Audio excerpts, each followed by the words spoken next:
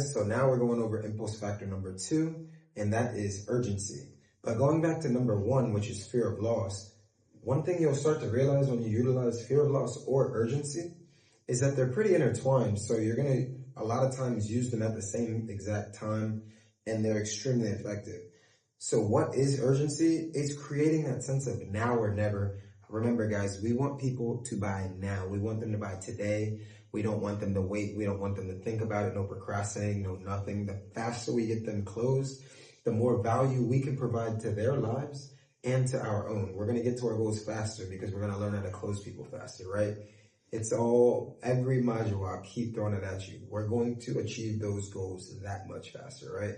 And so why are we going to use an impulse factor like urgency? It's because we're encouraging immediate decision-making by tapping into fear of loss, by tapping into the fear of missing out.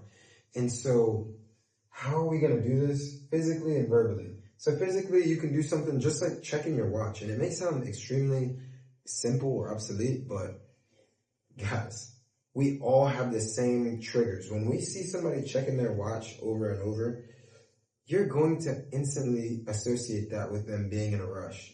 You're going to want to move faster. You're going to want to create a little sense of urgency within yourself.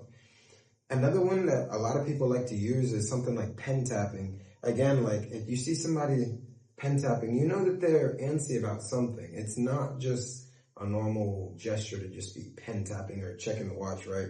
These are things that these little cues can actually they can make huge differences in terms of sales, especially like when you utilize urgency, like you are getting people, you're just going to get them to move faster, essentially. And so the verbal cues that we can use, every second counts. Or even better, this one's my favorite, right here, right now. So let me actually even put this one into example. If for instance, somebody's thinking, oh yeah, I'm thinking, and you know what, I'll come back tomorrow, I'll come back the next day. No, sir or ma'am. It's right here, right now. And this is why I was saying earlier in the beginning that a lot of times you're going to utilize urgency and the fear of loss at the same time. Because if somebody tells you, oh, well, maybe I can come back tomorrow, or I'll think about it, blah, blah, blah, blah, blah. No, right here, right now, and today is the only day. So really, what I encourage you to do, if you really want to buy into this product or service, whatever it may be, then you take this opportunity and don't miss out on it. See right there, I just utilized urgency and the fear of loss. Again, they're pretty intertwined and they're super effective. And I have closed so many sales just because of urgency, applying urgency and utilizing that fear of loss too, honestly.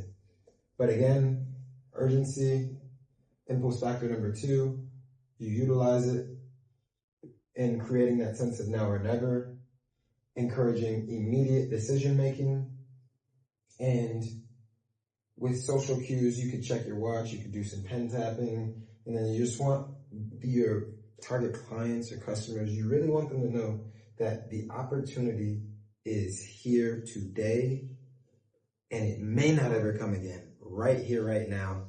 Guys, that's urgency. Let's get it.